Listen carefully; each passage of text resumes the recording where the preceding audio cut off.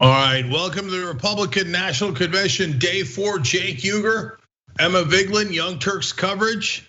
Ready to rock and roll. We've got a lot of speakers. They're all horrific. We will comment throughout. And obviously at the end, Donald Trump speaks.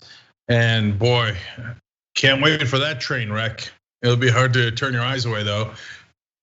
So Tom Cotton also speaks tonight. Ben Carson does. It looks like Ben Carson might speak right before Trump.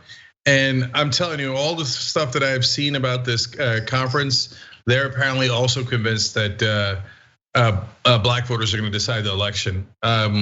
They stuff more African Americans in this conference convention than there are African American Republicans, literally, because they brought in a couple of Democrats. And then also Mitch McConnell tonight, Kevin McCarthy, Jeff Van Drew, who used to be a Democrat, corporate Democrat, Ivanka Trump. He saves, of course, his special favorite child for the last day, Rudy Giuliani. No, I mean Ivanka, not Rudy Giuliani, although Rudy's also a special child in different sorts. Franklin Graham, he's not the evangelical that's watched while his wife slept with a pool boy. That's a different one. Okay. And then Dana White is with the UFC, so obviously he's going to speak. All of that. Emma, how you doing? Doing good, feeling good. I learned from last night to have coffee tonight because the RNC was such a snooze fest. Specifically, Mike Pence's speech. I couldn't get over how uncharismatic and boring he is. And I said to Anna last night, you could have made that speech in 2012 at the Republican National Convention and I wouldn't have known the difference. It was so standard, barely touching on the current realities of the coronavirus pandemic, Black Lives Matter, the fact that 30+ million Americans are unemployed. It was this odd focus on killing Qasem Soleimani and foreign policy and ISIS and jingoism and anti-terror. That it sounded like a standard Republican speech from another era and didn't seem to connect. And it doesn't help that he's the most robotic, boring dude alive. Yeah, 100%. Well, look, that's the thing. I mean, with the Republicans, sometimes you get incredibly boring, and sometimes you get, whoa, what the hell did they just say, right? So, and I have a lot to say about the Democratic convention too. Obviously, look, this is supposed to start at 8:30. The minute there's anything interesting, we'll show it to you guys. We'll pop it up on the screen. And we'll go back and forth. As if you watch any of the DNC or RNC coverage we did, that's how we do it all throughout the day. We'll comment as soon as we can on all the speeches, and then at the end give you a summary, obviously, of the whole event. Now, you're wondering, hey, Cenk, what's that red shirt you're wearing? I don't often see you with a red shirt. Oh, that's Franklin Graham. Oh, it's a mystery. Okay, we'll find out after Franklin Graham. Past 4 years, we are forever grateful. As we come tonight, our country is facing trouble. Tens of thousands are in the path of a deadly storm.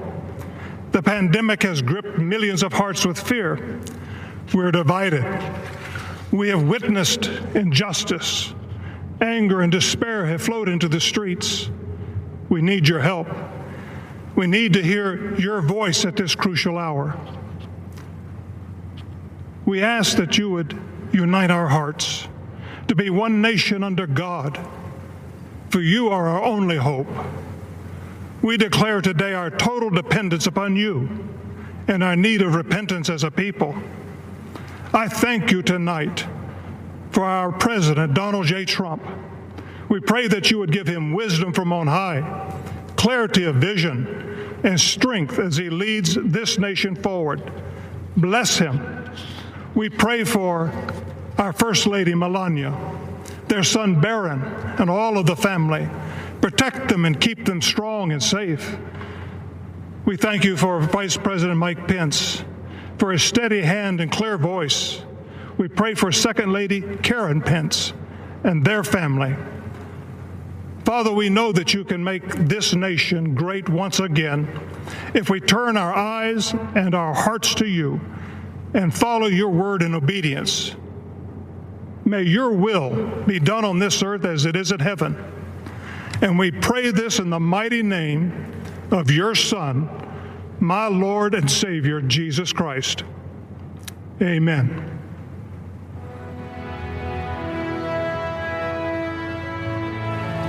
I pledge allegiance to the flag of the United States of America and to the republic.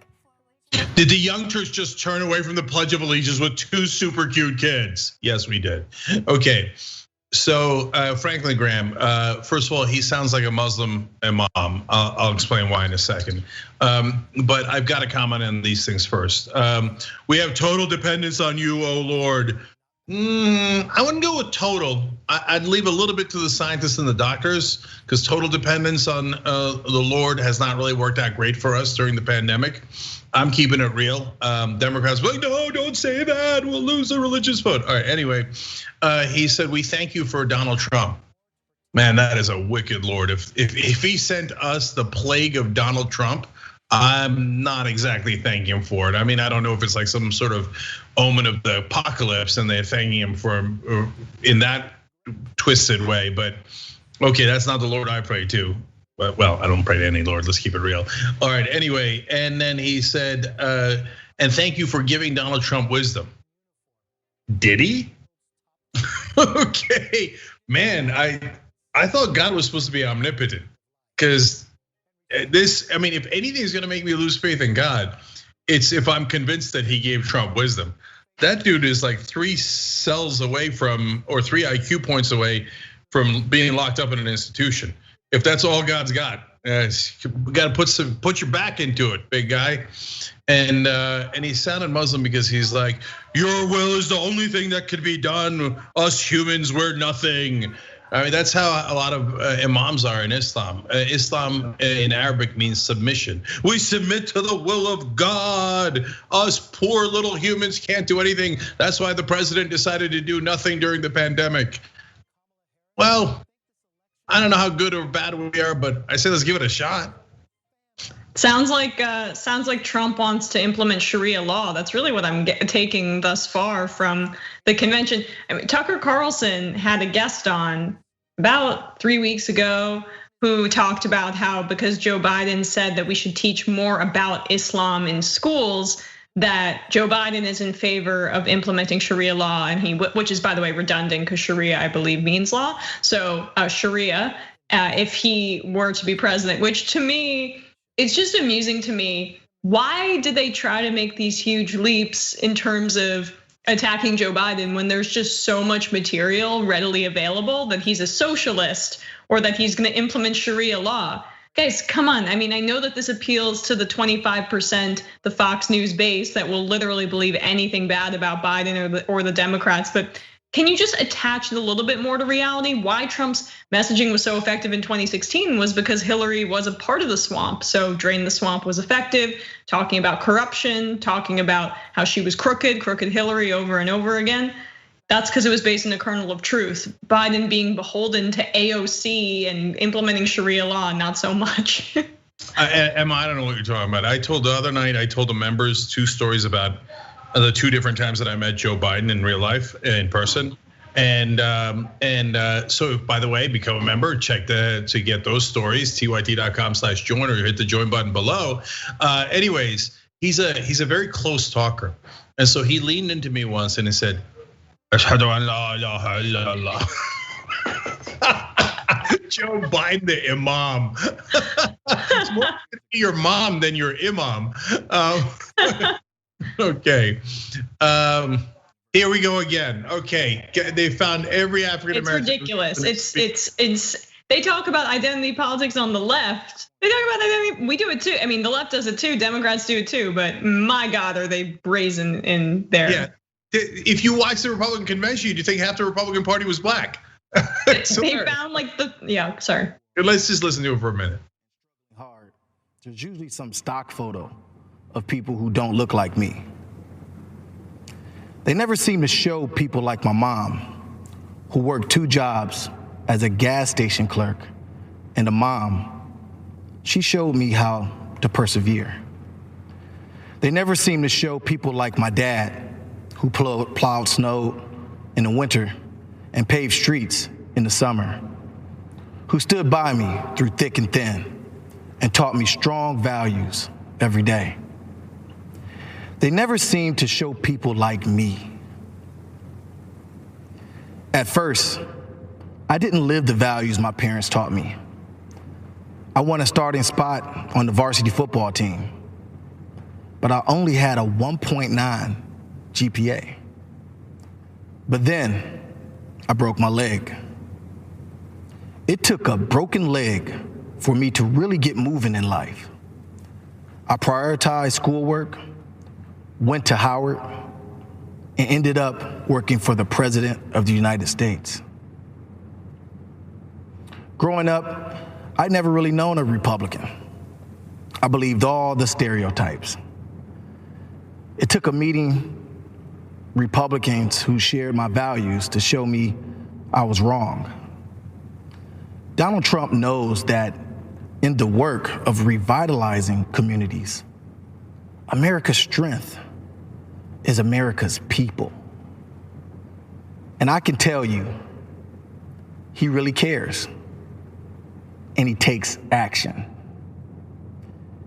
Every issue important to Black communities has been a priority for him. Prison reform, rebuilding broken families, bringing jobs back to America. Jobs in Cleveland, jobs in Detroit, jobs in Milwaukee. President Trump knows that education is the great equalizer.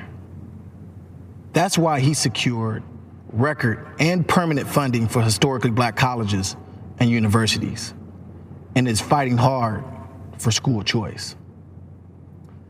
In the wake of the murder of Ahmaud Arbery, George Floyd, and legend Taliaferro, a moment of national racial consciousness, I have seen his true conscience. I just wish everyone could see the deep empathy he shows to families whose loved ones were killed in senseless violence. President Trump has made it clear that if you want safe communities, you must have police departments with the highest standards. I'll never forget Strand Hill Road or the people of Cleveland. They're tough, smart, and tell it like it is. That's President Trump. For a New Yorker, he's got a lot of Cleveland heart. And I'm proud to say that he's my president. God bless America.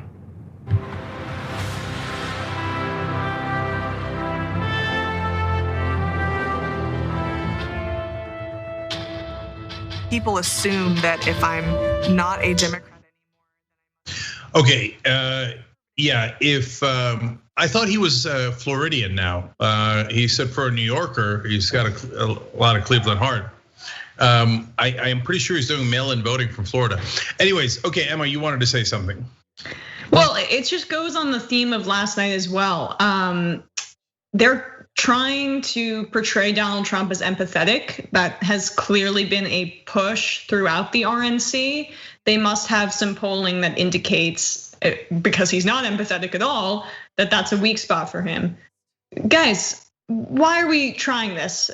Americans have 2 eyes and 2 ears and understand what is right in front of them. He was elected precisely because he wasn't an empathetic person. He was a brick thrower. He was aggressive. He was gonna do whatever needed to be done, make a deal, whatever. I mean, obviously none of those things panned out, but it's such a fool's errand, I think, to try to say, I wish you could have seen the empathy he showed to X, Y, and Z, the families of this.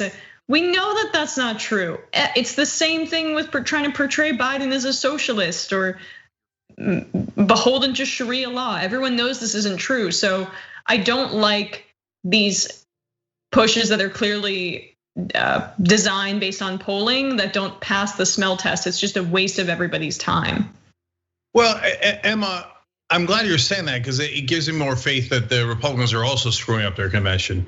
And I think you're right. It's a lot of misdirected energy. Even the Trump voters don't think he's more empathetic. And they're running against a guy who seems to be the most empathetic candidate we've had in a long time. I'm not saying that he actually is. That is the rational way to look at empathy is through policy, and Biden hasn't been great on that. But in terms of the optics of empathy, you're never gonna out empathy Biden. If you're getting into an empathy contest, great, because you will definitely lose that one. I mean, even the deplorables, or especially the deplorables, they hate empathy. They love crushing the other guy. They don't want Trump to be empathetic. And when these guys are like, oh my God, when he talks to people, he cares so much about their families. No one believes that. It's not one person in America believes that. Anyway. So the Democrats, I think, blew it. We'll hope in their convention. I want to go back and talk about that more, but I promise you guys to show you what this was about. Get a load of this new shirt we got. Person, woman, man, camera, TV. And the TV's got TYT in there and the hashtag cognitively there. Okay, so you can get this at shoptyt.com. And boy, do I have good news for you. 20% off site-wide. Okay, right now it's actually for the next couple of days. And then as usual, we sell out, we close everything down, you're screwed. It's time to panic. Shoptyt.com, 20% off. Okay, now speaking of things that make this show possible, let me read your names real quick. These are people who just signed up as YouTube channel members. CC477 Tiger. Oh no, let's listen to Benedict Arnold, and then this is the guy who used to be a corporate Democrat, is now a corporate Republican. Big change, changed nothing, none of his policies. Let's listen. Neighbors and care about our communities. Years ago, I was a local dentist and was asked by the Democrats to run for a town council seat. I had my doubts, and I explained that my views were middle of the road to conservative, but the local leaders said the Democratic Party was a big tent, and that they accepted people like me. I was elected to council as a Democrat. But as I won seats for county office, state legislature, and then Congress, I noticed things were changing. The Democratic Party had become less accepting of American tradition, less believing in American exceptionalism, less supportive of traditional faith and family. This was not the party that I knew.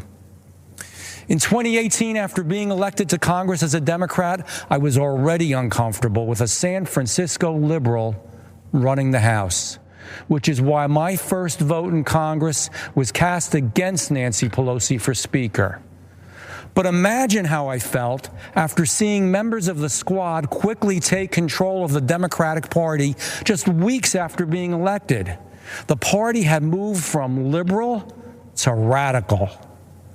This new Democratic Party wasn't just for higher taxes. Now they were for open borders, against our police, and against our God-given rights.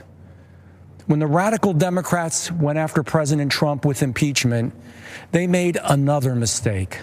Democratic leaders told me that I had to vote for impeachment or my life would be made difficult, and I wouldn't be allowed to run again. Listen, I'm from South Jersey, and you better come at me with more than just loud words and empty threats. I voted no on impeachment, and it was an easy call. Soon after, I met with President Trump, and he made me feel more comfortable and welcome in the Oval Office than Nancy Pelosi ever made me feel in her caucus. And a few days later, I officially changed parties, and I became a Republican. Let me tell you about Joe Biden. When the Democrats tried to order me around, I was ready, willing, and able to say, I've had enough with their radical socialist agenda. Do you really believe Joe Biden is ready, willing, and most of all, able to do the same? As Joe says, come on, man. Joe Biden is being told what to do by the radicals running my former party, the same radicals trying to install him as their puppet president. When I'm at my local diner, I tell people that America is the best nation in the world and that President Trump has helped make it that way. Republicans, independents, and even Democrats, they all know that in President Trump's America, we have a strong military, strong support for our police, strong support for our veterans, and strong support for our seniors. In President Trump's America, we have a strong supply chain good schools, we're energy independent, and we protect our environment. There are a lot of Democrats who support our president and are disgusted for what their old party, what my old party, has become. Here's my advice. Be true to who you are now, not who the Democrats used to be. That's why I'm a proud Republican and why I will be voting for Donald Trump. Thank you. And may God bless you, God bless our president, and God bless the United States of America.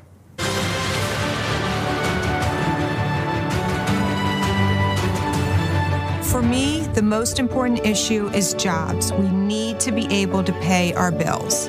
I trust Donald Trump on jobs. Okay, yeah. I'm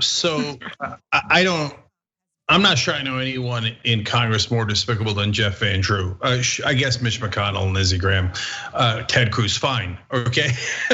But he might make the final four.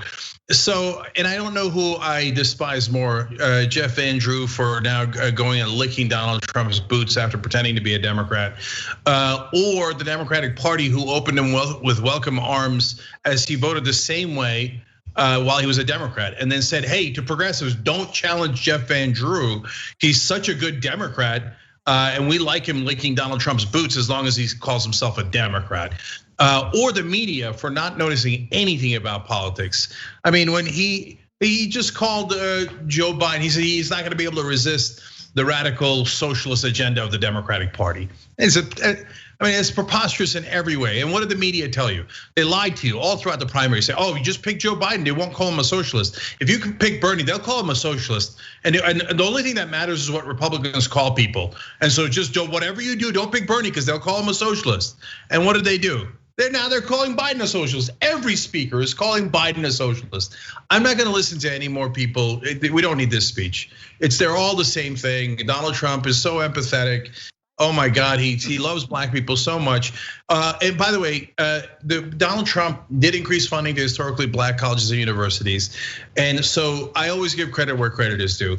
He has never once talked about it publicly. He's never emphasized it, never gone on a Twitter storm about it. We never heard about it until the convention, and all of a sudden they need black votes. They throw up 28 black speakers, like literally more black people than they have in their own party. They bring in a couple of Democrats as well, and they're like, oh my God, do you know about historically black colleges and universities and how much Donald Trump, oh, shut up. Like, no, you never, you might have cared about that, but Trump didn't even know, he probably didn't even know he did it.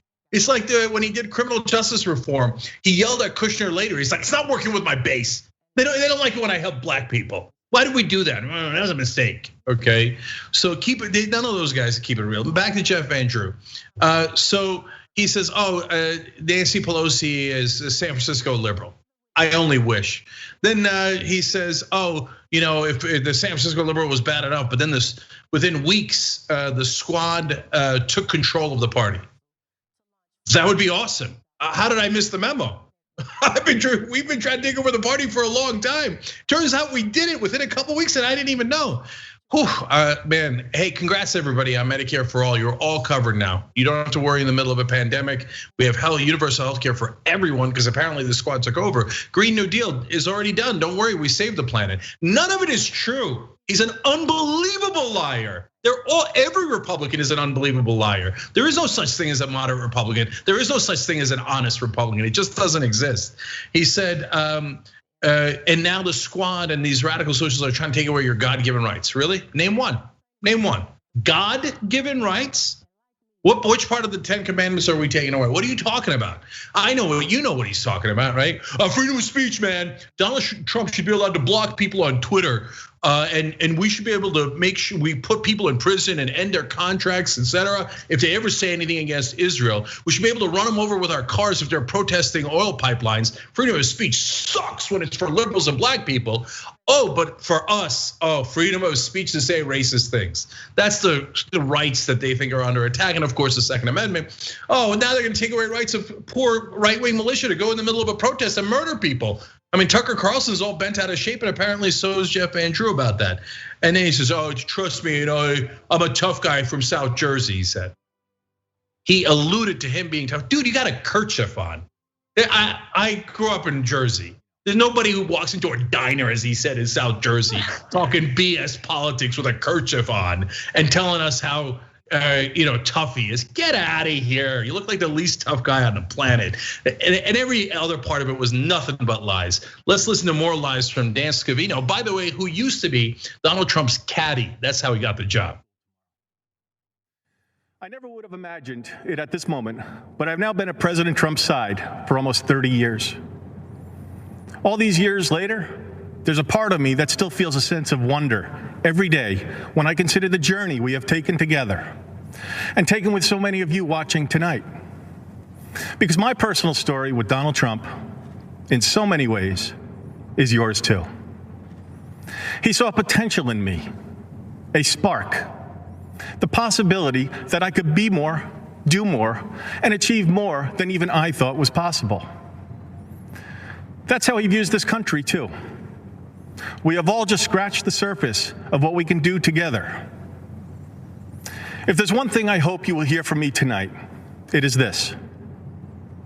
President Trump is a kind and decent man.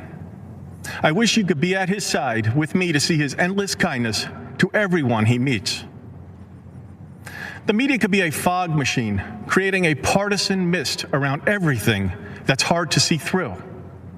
But in 2016, you navigated through it all. You found your way through the swamp, and you arrived safely on the other side, with Donald J. Trump as your new president. There are some things that were true then, reasons why you choose him as your country's leader, that remain true today. You know, the president cannot be bought. The American people must know their president isn't building his life. He's building yours. He knows the president cannot be bullied. President Trump is the first leader who's been too strong, too tough, and too savvy to be crushed by the status quo establishment and the political media class. You know the president cannot be beaten. He's got a fighting spirit, like so many of you do. And winning for America is what he does. While they call it chaos, President Trump calls it change. Just think about what we achieved together with President Trump. The strongest economy in history, the lowest unemployment rate for almost all demographic groups, Black Americans, Hispanic Americans, women, and so many more. He did that once, and he will do it again. You know it, and I know it. We all just need somebody to believe in our capacity to do great things. Donald Trump believed in me when I was a teenage golf caddy, and he was already one of the wealthiest, most famous people on the entire planet. He saw my potential, even when I couldn't. He sees greatness in our country too, and in each of you. He believes the world you dream about at night can be yours. He truly is a man of the people. Just think about what he has done with this convention. You've heard from real Americans with real stories. People who are just like us. People whose lives have been forever impacted by the president and his policies. You've heard from people like John Peterson, who has a factory in Ohio. Tanya Weinreich, who has a small business in Montana. Jason Joyce, a fisherman from Maine. And Chris Peterson, a dairy farmer from Wisconsin. You've seen a man who turned his life around get a second chance with a presidential pardon. You've seen brand new Americans become our fellow citizens in a ceremony at the White House. You felt the passion of pro-life and religious freedom advocates, and listened to the heartfelt words of a man whose family fled communism and oppression. Who needs a nonstop parade of politicians when you got an army of the people behind you? On November 3rd, vote for the man who believes in America and believes in you. Vote for my friend, your friend, our friend, Donald J. Trump. Thank you, and God bless the United States of America.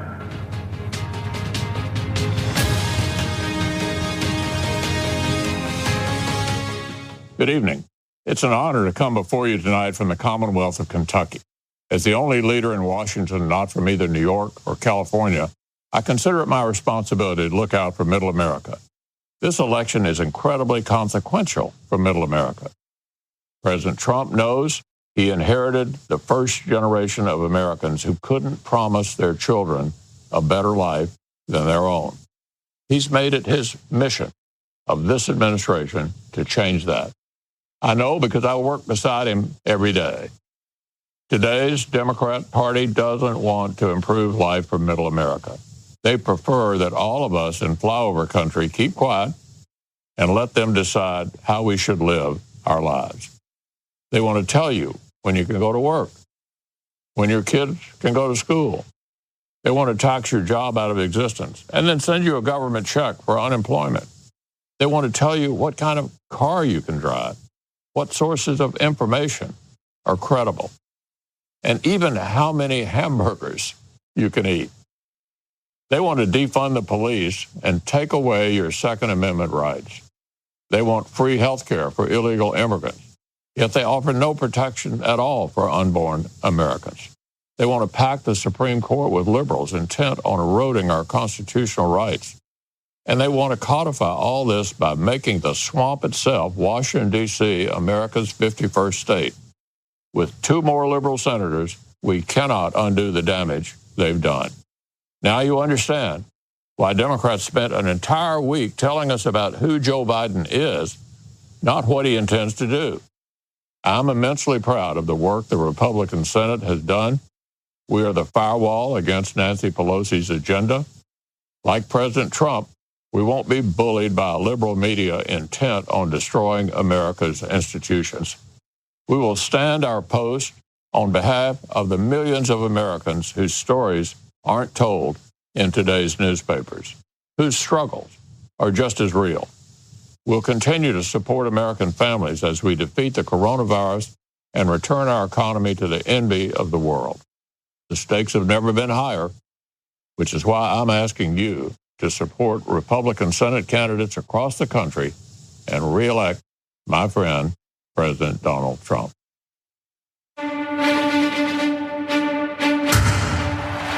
So all of these titans of American sport know that many of life's most valuable lessons are learned on the field of competition and the ability to...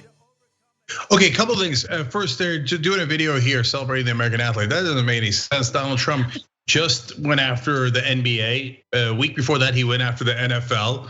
There's almost no sport he hasn't gone after, and most of all, he goes after golf by going and playing golf nonstop. So, and the only other sport that he's now kind of commended is hockey. Gee, I wonder why he picked hockey of all the sports. Could it be that it's because hockey's the whitest sport? No, probably not. Maybe because it's the most Canadian, and you know how much he loves Canada. All right, so Mitch McConnell said, "I come to you from the Commonwealth of Kentucky." And that actually is part of the story there. Even McConnell wouldn't come to the convention. So he's like, okay, I'll do a video from Kentucky to try to get you to vote for Republican senators. Man, if McConnell's tiptoeing out of the room, you're in trouble. So that, I think that was probably telling. I'm too exhausted to break down every lie of Mitch McConnell. Just assume that every single thing he told you was not just false, it was the exact opposite of what reality is. With Mitch McConnell, that's an assumption you could almost always make. Yeah, Cenk, I mean, he talked about how Joe Biden wants to regulate how many hamburgers people eat. If that doesn't send up alarm bells, or I'm mixing metaphors, but put off alarms in your head that he's lying, maybe reevaluate. Oh wait, there's Dana White, UFC. So speaking of sports, do you want to hear him talk, Cenk? Yo, gonna kick some ass with Donald Trump. Let's listen. All-time highs, unemployment was at an all-time low, and we weren't facing the lawless destruction that now is occurring in a few of our great cities. It blows my mind how quickly some of the leadership in this country has forgotten the critical role first responders play in our society. Police departments and other law enforcement, even some fire departments have faced opposition from many in this country. But they are always the people who are asked to step up when things are at their worst and put themselves at risk. That has certainly been the case during this ongoing pandemic. Come on, America. Defunding these vital positions is not the answer. The first responders have always taken care of us. And now, more than ever, we need to take care of them. Now, let's talk about COVID. And let's be very honest about it. No one person and no one place could have anticipated the challenges that COVID would bring. But President Trump has faced all these obstacles head on. He immediately put protective measures in place, and he reached out to the best and the brightest leading American businesses across all industries to discuss what he and his administration could do to get the economy back up and running safely. Let me give you more detail. In early April, President Trump organized a task force of business leaders across the country, and I was fortunate enough to serve on that task force. Firsthand, I had the opportunity to witness how hardworking and determined President Trump was to solve unprecedented problems our country was facing. I personally observed his ability to listen and understand the issues impacting Americans of all backgrounds. It was clear his highest priority was always the health and safety of everyone in our country. Not just Republicans, not just supporters, but every single American. President Trump recognized that one of the small ways to instill a sense of normalcy in people's lives was to bring back entertainment options. The president went above and beyond to help all sports leagues involved figure out a way to overcome the challenges of staging live professional sporting events in the middle of a pandemic. And you know what? We did it. The UFC was the first to do it, and we are continuing to do it. Now, other sports have joined us, and some of the lessons learned are being used to help reopen other types of businesses and schools. Make no mistake about it. We still have a long way to go, and that is why we need a leader with President Trump's unique attributes at this critical time. I have said it before, and I will say it again. He is one of the most loyal human beings I have ever met. The man has unstoppable energy. No one, and I mean no one, is going to outwork this guy. But most importantly, he truly loves and believes in our country. He believes in the people of this country. America is a place everyone wants a solid job. They want to take care of their family. They want to support their community, assist the less fortunate, and enjoy the freedom this country has provided to all of us. While we have certainly experienced a ton of negativity in 2020, President Trump's mindset is to work tirelessly to find solutions to problems and help restore America. He did it once, and I'm telling you right now, he will do it again. And remember, President Trump may be the only president in modern times who has actually done everything he said he would do during his campaign. There's this quote that I love from Ronald Reagan, where he said, "There isn't any problem we can't solve if government will give us the facts, tell us what needs to be done, then get out of the way and let us have at it." And what that means to me is, as Americans, we work hard to overcome adversity, and we face the tough times head on, irrespective of your gender, race, religion, or sexual orientation. What unites us as a nation is freedom, equality, and opportunity. That's what it means to be an American.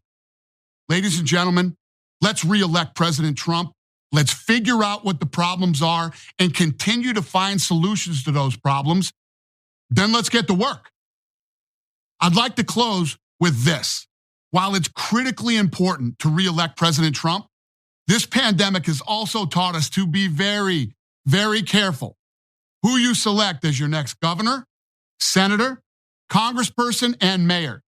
It is so important to vote. And don't think that your vote doesn't matter, because to be honest with you, it has never mattered more than it does right now. Thank you, and have a great evening, America.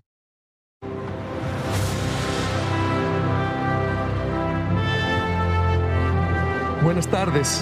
Konbanwa. Magandang gabi po. Aloha. and good evening. I'm Utah Attorney General Sean Reyes. I'm a proud American and proud descendant. Yeah. They had to reach deep and far to find a Latino Republican, and I'm it. Utah dog catcher assistant. I'm here for you. All right. Anyways, so by the way, I'm in Utah. Hey, how you doing? Okay. So I didn't know Dana White was that much of a jerk. I don't know much about him. I'm sure that if I did, I would have known earlier. Everything he said was a lie. Let's break it down. I don't want you thinking that I'm just saying that. He said Donald Trump is the most loyal guy you'll ever meet. Are you kidding me? I mean, you guys have all seen it with your own eyes. Look at what he did to Jeff Sessions. Look at what he did with Michael Cohen. Anybody that he doesn't do anything. Sometimes people who do exactly what he wants, but then it turns out it was a stupid idea. Then he blames them and throws them under the bus. You've seen it 100 times. Even if you're his fan, you've seen it 100 times. If there's one thing I mean, of all the things to describe Donald Trump as, the only thing that's like kind is what they keep saying. That's probably ranks number one as most outrageous. Smart, probably number 2 most outrageous. But loyal would be number 3 most outrageous.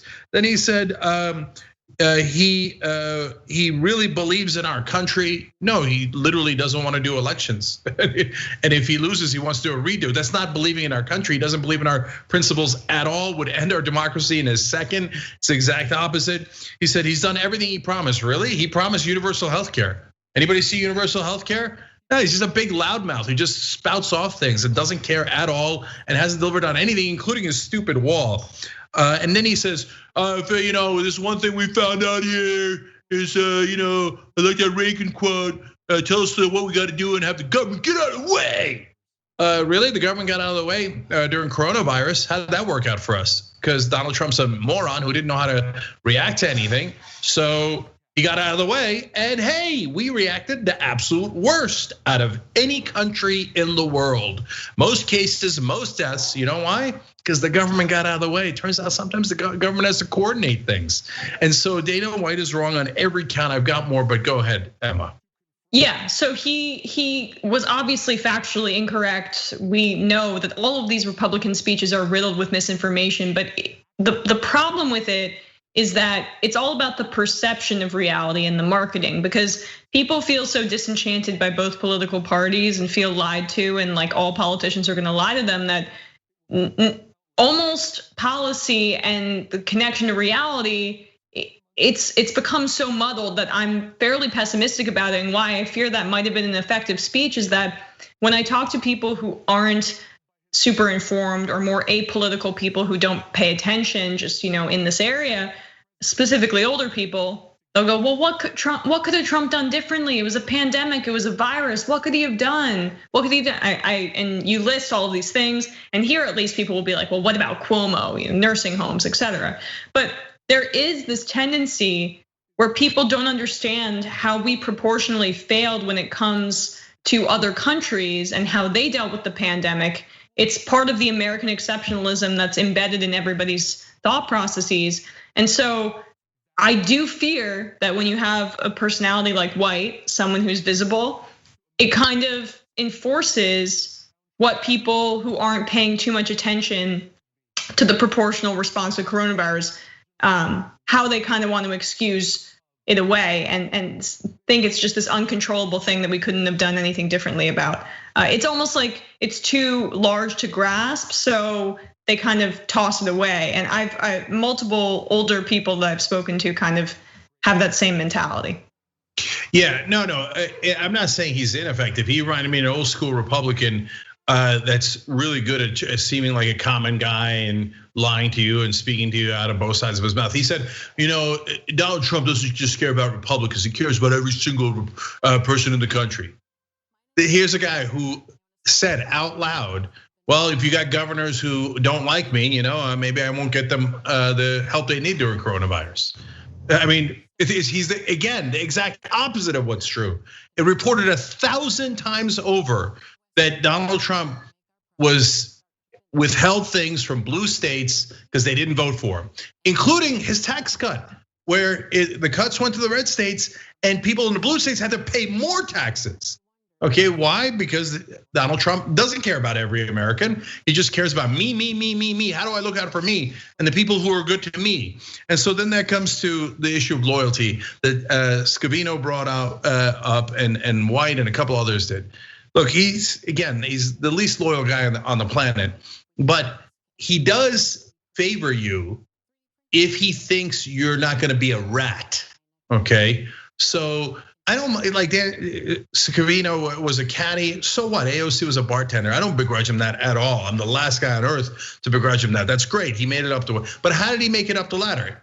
Only through Trump. And all Trump did, he didn't win any elections. He didn't accomplish anything. All he was just like, yes, sir, Donald Trump, sir. I'll carry your golf cart, sir, and I'll lie for you. I'll do whatever errand you need. And whose kneecap do you need me to, go after? And so Trump's like, I don't care that you're not competent. Here, you, the errand boy who'll do whatever I want. You're now deputy chief of staff to the president of the United States. So, and then I don't know if it's Dana or Dana, and I don't really care, but the UFC guy. So he says, our first responders, they're the greatest, man. They protect us. If by us, you mean rich white people like you? Yes, that's true, okay? If you mean all of us, that's the most preposterous thing. They do a job that's really risky, really? Hey, a guy's going towards his car. He might or might not have something inside his car, and his 3 kids are inside there. Who cares? Let's shoot him at point blank range in the back 7 times to try to murder him because we do such a risky job. No, the cops don't do a risky job at all. The minute they think that there's any kind of tiny little threat. Oh, there's a chihuahua around the corner 3 blocks away. Murder everybody in sight. Shoot, shoot, shoot, shoot, shoot. That's what they're taught. That's what they're trained for, and that's what they do. So don't give me this thing about, cops do a risky job. It's like the least risk. Imagine that let's say you operate a machine, you're at a Ford plant or whatever you're at. You're like, oh man, that could cut off my finger. I got an idea. Why don't I bring an Uzi in here and fire at the freaking machine? Because I don't want to take any risks. That's like the cop's job.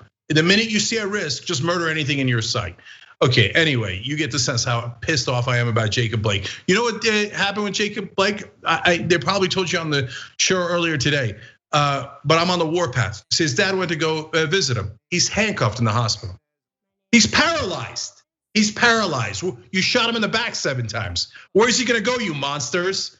That's a risky job. Oh, you never know. The paralyzed guy might get up and attack me. Oh, let's handcuff him. Oh, such a risky job. Such a risky job. We didn't murder him yet. So he could come back. He's black. I don't know. He's black. Maybe he's got superhuman strength. So that's risky my ass. You don't murder people and you actually see if they have a weapon, then I'll call it risky. All right, anyway, I'm going back to Scavino. He said, Donald Trump has, quote, endless kindness. Come on, let it go. Let it go. Absurd, totally absurd. Again, I can't get over that theme. It's also antithetical to why his base loves him. Why are they doing this? Why are they pushing this? It just seems like a misallocation of everybody's time. Look, CNNs of the world think they're tough on Trump. You think any of them are saying this? Like the minute Maddow says anything slightly tough, it's like a giant headline, right? No, support us and we'll tell you what the reality is. We're not gonna pull any punches. You think Maddow and I'm not trying to pick on Rachel, okay? Nicole Wallace, who used to work for the murderer Dick Cheney. But you think she's gonna say that cops have something wrong in their culture and that their job is not at all risky? They're never gonna say that. They're all gonna say, you turn on local news, they're kissing cop ass 24/7. Okay, anyway. Look, support the show in any way you can. The join buttons below. tyt.com/go. So we want to grow. We got to be the 4th news network so the progressive can win next time. So when they call us radical and say, oh, these guys are going to take away your private insurance and give you better insurance, and next thing you know, everybody's going to be covered. At least it's going to be true then, okay? So anyway, I got more, and then I'll read your names. He said, Donald Scavino said, Donald Trump can't be bought. They get these liars to come out here and say this stuff with a straight face. I'm not even gonna bother disproving that. Yeah, everybody knows. Yeah, I don't care if you're MAGA, you know, you give that guy $10, he'll do whatever you want. Billionaire. It rips people off $5,000 at a time. Anyway, And then he says, and you know, Donald Trump, he's not just my friend, he's your friend. No, he's not. And forget me, like the very last thing I would want is to have Donald Trump as my friend. To me, I mean, there's nothing in the world that says you're a terrible person like being Donald Trump's friend. Anyway, but he's not anybody's friend. He's not even Scavino's friend. He's not Dana White's friend. He's just looking for advantage. And the minute he can, you think he won't throw Scavino after all these years under a bus? He'll throw him under a tank. He doesn't give a damn at all. He's not your friend, you idiot. He's a gravy train for now for you. Okay, so enjoy it while you can. But to me, the most offensive thing Scavino said was, he said, and you know that Donald Trump is too strong. Hey. Whoa, that's our thing, too strong. Okay, and Donald Trump, by the way, out of all the lies they've said about Donald Trump and how great he is, the fact that he's too strong might be even more outrageous than calling him smart or calling him kind. He's the most pathetic weakling I've ever seen.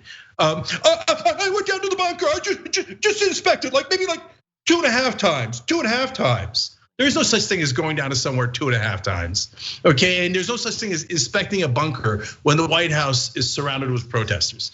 No, you went because you're a weakling, you're pathetic. So don't give me that. Plus, toostrongcoffee.com/TYT. All right, I'm reading your names. Give me 1 second, Emma.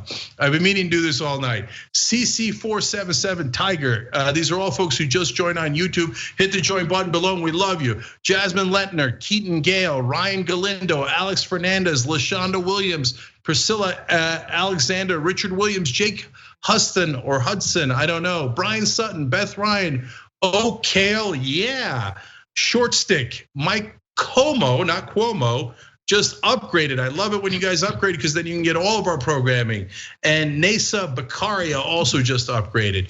You guys rock the world and we're rocking this RNC with you guys. We're gonna keep it going all night long. Emma, go. I mean, you made so many points, but the thing that sticks out to me more just about cops and their culture, I've been thinking about it a lot, and I'll go even further than you, Cenk. I'll one-up you. I'll one-up the one-upper. That's how I like to roll. There's not just something wrong in cop culture. I think it literally attracts bullies. And I'm not saying every cop's a bully, but this is something you're not gonna hear on mainstream media either.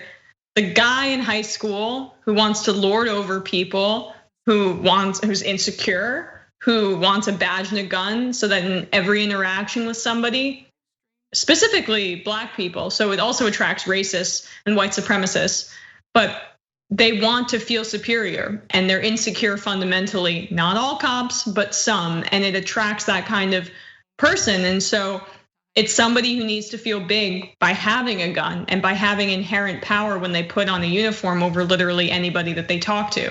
So that's, I think, even a bigger problem, or not a bigger problem, but a part of the issue of policing in this country is literally just by its definition, and the culture around it then compounds itself because it attracts people who are attracted to that culture. Yeah, so look, I know that's a common argument that's made, and I hear you, and I think that that's some percentage of the problem. I'm more in the camp of it's the culture, and so even if those types of people went into policing, if you trained them right and you had the right culture, you can get past that problem. But we take good people that go as cops and turn them into bad people by teaching them the culture of don't ever take any risks, just shoot people the minute you think that there's 1% of a 1% chance. Black people are larger than they appear. They're older than they appear. They're super dangerous and scary. Take even less chances with them. And you're supposed to abuse people. You're supposed to kick the living crap out of them. It's a fun thing to do. You're supposed to assert your authority. You're supposed to escalate all violence. I mean, I can go on, and they'll say, "Oh no, we're taught some de-escalation. We're taught some de-escalation." No, you're taught to kick ass. And the last part of it is, by the way, if you ever see a fellow cop breaking the law, do not ever turn them in. Otherwise, you're a rat and you cross a thin blue line. Instead, you should encourage criminality. It's a giant cultural problem, and nobody talks about it, including Joe Biden. And Dana White talked about, oh, he's going to defund the police. How many times does the guy have to say, I'm not gonna do that, I'm gonna give the police more money? which I think is dumb. I think Joe Biden is wrong, okay? But you just stop lying about him. I wish he would go and actually fundamentally restructure policing, which would involve some defunding. But he's not going to do that. He's a Republican light. And the only thing I'll give to Dana White is that he did a good job of being in direct competition, and the only one really in direct competition with Kimberly Guilfoyle for who could give the most shouty speech. Yes, I tweeted that they went to the same Scream Academy. They must have graduated both cum laude in yelling at the top of their lungs when it's not needed. You guys have mics and you're on camera. It's all good. To be fair, I live in a bit of a glass house there. So, but still, I know when there's a room that's full and a room that's empty. And they just think if you talk louder, then by definition, you're gonna be right. Now, speaking of guys who do not talk loud, you're gonna have to lean in to listen to Sleepy Ben Carson. The rest of the world, how humans are supposed to treat each other. America is great when we behave greatly. In order to succeed and change, we must first come together in love of our fellow citizens. History reminds us that necessary change comes through hope and love, not senseless and destructive violence. Abraham Lincoln once said to an America divided that, quote, "Your purpose then, plainly stated, is that you will destroy the government unless you be allowed to construe and enforce the Constitution as you please on all points in dispute between you and us. You will rule or ruin in all events," unquote. These words of warning are relevant today. We have a choice. Do we want big government that controls our lives from cradle to grave? Or do we believe in the power and wisdom of the people and their ability to self-govern with help from a limited federal government?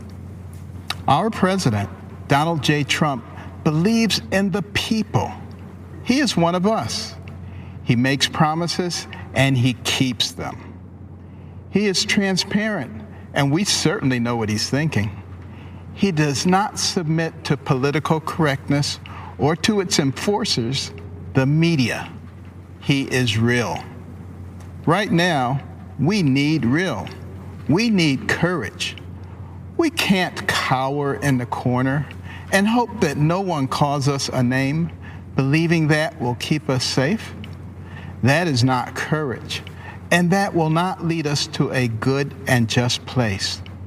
We must remember all those who sacrificed everything in order to give us freedom. And we must be willing to do the same for those who come after us. President Trump does not dabble in identity politics. He wants everyone to succeed and believes in the adage, a rising tide lifts all boats. Many on the other side love to incite division by claiming that President Trump is a racist. They could not be more wrong.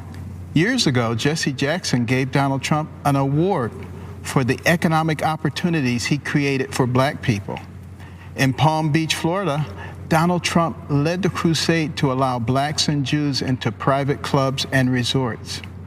One of the first things he did as president was bring the Office of Historically Black Colleges and Universities into the White House so that it could get proper attention and financial support. Before the pandemic, African American unemployment was at an all-time low. President Trump accomplished prison reform. He created incentives to encourage investors to become involved with economically deprived areas of America. He strongly supports school choice, fully recognizing that no matter what circumstances a person is born into, they can achieve success with a good education. It was true for me. When my mother forced me to read books about doctors, entrepreneurs, inventors, and scientists, I began to recognize that the person who has the most to do with what happens to you in life is you. My mother always told me, Ben, you can do anything, but I will never allow you to become a victim. It was then that I stopped listening to the people who were trying to convince me that I was a victim and that others were responsible for my victimhood. What is racist is the fact that African Americans have the highest abortion rate. President Trump is the most pro-life president in the country's history. He will continue to fight for those who cannot yet speak.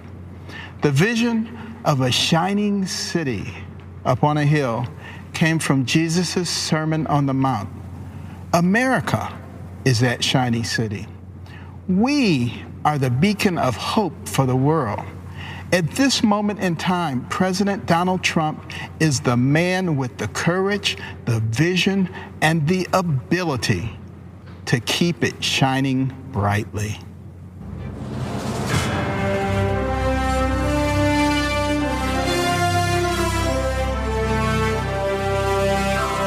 I'm Pat Lynch, president of the Police Benevolent Association, speaking to you on behalf of 50,000 active and retired New York City police officers.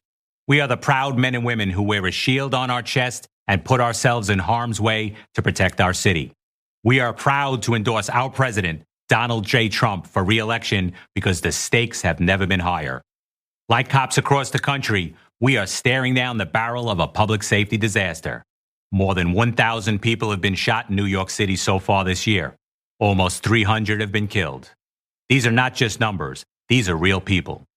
A father gunned down while holding his 7-year-old daughter's hand. A beloved neighborhood peacemaker killed by a stray bullet. A 17-year-old who made all the right choices, who worked hard to go to college and earned a sports scholarship, murdered before he can tell his mother the news. A 1-year-old child shot dead in his stroller. Innocent people, innocent lives lost. One tragedy is too many, but every day the number keeps growing. And every day our communities are asking us, why is this happening? The answer is simple. The Democrats have walked away from us. They have walked away from police officers, and they've walked away from the innocent people we protect. Democratic politicians have surrendered our streets and our institutions. The loudest voices have taken control, and our so-called leaders are scrambling to catch up with them. In city after city, they've slashed police budgets. They have hijacked and dismantled the criminal justice system. They've passed laws that made it impossible for police officers to do our job effectively. Here's the sad truth that every cop in this country knows. The violence and chaos we're seeing now isn't a side effect. It isn't an unintended consequence. It's actually the goal. The radical left doesn't really want better policing. They don't really care about making the justice system fairer. What they want is no policing. What they want is a justice system that just stops working altogether. In places where Democrats are in power, the radical left is getting exactly what they want, and our country is suffering for it. I've been a New York City police officer for 36 years. I've spent 21 of those years protecting the cops who protect New Yorkers. I've never seen our streets go this bad so quickly. I've never heard from so many cops from every corner of the country who are saying the same thing. Our hands are tied. If we're going to turn the tide and restore law and order, we cannot fall into the left's trap. There is nobody who hates bad cops more than good cops. But that doesn't matter to the radical left. To them, we're all just bad because we're all just blue. Their anti-law enforcement campaign isn't about a single incident. It isn't the result of one bad law or one bad policy. It's about a message. The message is police officers are the enemy. The message is criminals have the right to resist arrest. The message is if you commit a crime, if you victimize the most vulnerable of people, the justice system will not hold you accountable. That's the message echoing through city halls and state houses across our country. It's playing on a loop in the media. The criminals have heard that message and they're taking full advantage. We must stop that message. We must expose the left's lies about police officers and the job that we do. And we will do that because we have something that they don't. We have a real leader. We have a powerful voice in the most powerful office in our country. We have President Donald J. Trump. Unlike the Democrats who are running in fear of the mob in the street, President Trump has never apologized for supporting police officers and standing up for law and order. Unlike the Democrats who froze in the face of rioting and looting, President Trump matches his words with his actions. He gives law enforcement the support and the tools we need to go out there and put a stop to it, period. End of story. It has never been harder to be a police officer in this country, but there are two things that keep us going. We look at the victims, the vulnerable, the regular working people who count on us. We keep strapping on our duty belts and bullet-resistant vests because we know we can't let them down. And while we do that, we hear the words of our president, who says to police officers everywhere, "I will never let you down." We know that he hasn't, and we know that he won't. We've been fortunate to have him in office these past 4 years, and we know that we cannot afford to lose him. When it comes to your safety, your family's safety, and the safety of all Americans, there's no other choice. You won't be safe in Joe Biden's America. We can have 4 more years of President Trump, or you can have no safety, no justice, and no peace. Thanks for listening to the full episode of The Young Turks. Support our work, listen ad-free, access members-only bonus content, and more by subscribing to Apple Podcasts at apple.co/TYT. I'm your host, Cenk, and I'll see you soon.